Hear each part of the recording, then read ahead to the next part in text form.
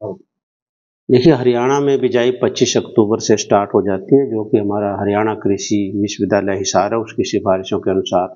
और इसमें बहुत सी किस्में हैं, हमारी डीबीडब्ल्यू 187, 222, 327 और पीबीडब्ल्यू 826 इत्यादि किस्में हैं, जो ज़्यादातर किसान लाई करते हैं। 2968 जो एचडी 2968 वैरायटी थी, उससे अब किसान पीछे हट रहे हैं और हम भी उसको प्रमोट नहीं कर रहे हैं, क्योंकि उसमें पिछले कुछ सालों में बीमारियां देखी गई हैं और वो एक बड़ा मोनोकल्चर हो गया था उस वैरायटी का कि ज़्यादा लोग बिजाई करने लगे थे। लेकिन अब एक मिक्स वैरायटी जितनी भी किस्में हैं किसान लगाने लगे हैं और इनका बेनिफिट्स भी है कि एक किसान यदि 10 एकड़ उसको लगाना तो एक ही वैरायटी ना लगाए, अलग अलग वैरायटी लगाए, ताकि यदि कोई बीमारी आती है तो वो एकदम से एक वैरायटी में ना आए। तो मोनोकल्चर वैरायटी का नहीं होना चाहिए, हेट्रोजेनियस ग्रुप होना चाहिए वैरायटीज का, जो भी किसान इसको लगाते हैं।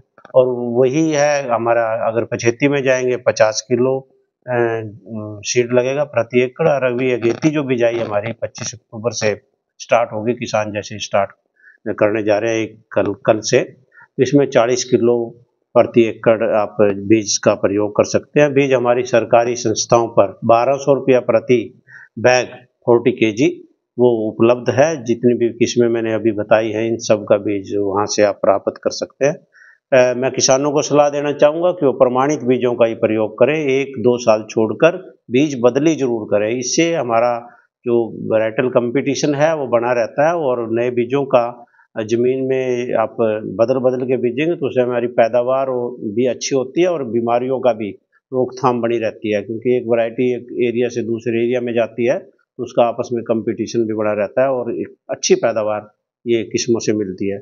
जहाँ तक मैं खादों की बात करूँ तो मैं सलाह दूँगा किसानों से कि वो अपनी ज़मीन की टेस्टिंग ज़रूर कराएँ, मिट्टी की जाँच कराएँ। मिट्टी की जाँच उपरांत जो भी खाद उस रिपोर्ट में बताया जाता है, जो भी आप बिजाई करना चाहते हैं, कणक की या दूसरी किस्मों की, सॉरी फसलों की अलग से, उसके अनुसार ही डालें। ज़्यादातर 1 बैग डीएपी और एनपीके का प्रयोग करेंगे तो 1.5 बैग एनपीके डालें आप, वो ज़्यादा बढ़िया रहेगा, क्योंकि एनपीके में पोटास साथ में मिलता है एडिशनल, और पोटास से हमारे पौधों में रोगों से लड़ने की शक्ति ज़्यादा होती है, तना मजबूत होता है और दाना मोटा होगा और वेट भी ज़्यादा होगा। और जो कई बार नेचुरल कैलेमिटीज आती है, देखने में बीमारियां आ जाती है या फिर ज़्यादा बारिश हो जाती है, तो जिस फसल में एनपीके डला होगा खेत में तो वहाँ पर ये गिरने की समस्याएं बहुत कम रहती है, क्योंकि तना मजबूत होता है, उसकी जड़ों का फैलाव भी ज़्यादा होता है पोटास जहाँ मिलता है। तो पोटास का प्रयोग जरूर करें,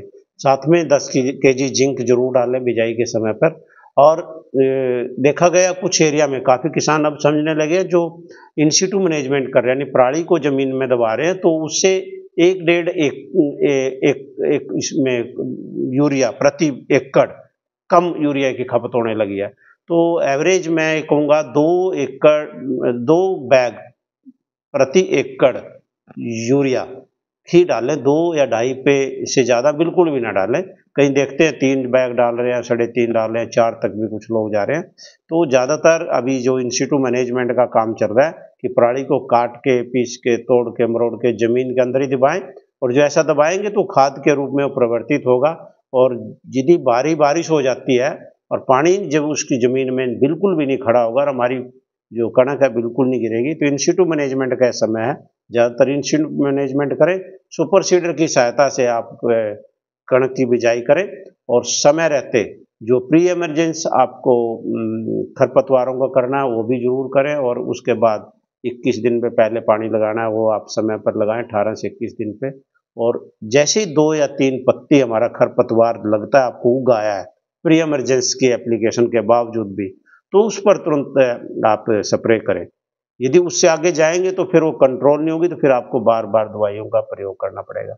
एक अहम बात, हमारी लूज स्मट, करनाल बंच और फ्लैग स्मट बीमारियां हैं, Karnal bunt, loose smut, flag smut, इनको रोकथाम के लिए आप बीज उपचार जरूर करें। रैक्सिल दवाई से करें, बेविस्टीन से करें, अन्य जो भी दवाइयाँ हैं 40 ग्राम 1 ग्राम प्रति किलो बीज के हिसाब से लगती है दवाइयाँ, इनका जरूर करें। बेविस्टीन लगेगी 2 ग्राम प्रति किलो बीज के हिसाब से लगेगी, इनका बीज उपचार जरूर करें। इससे क्या होगा आपका कि आपके खेत में ये जो तीनों मैंने बीमारियां बताई ये नहीं आएंगी और आपकी फसलें बहुत हेल्दी होंगी, स्वस्थ होंगी।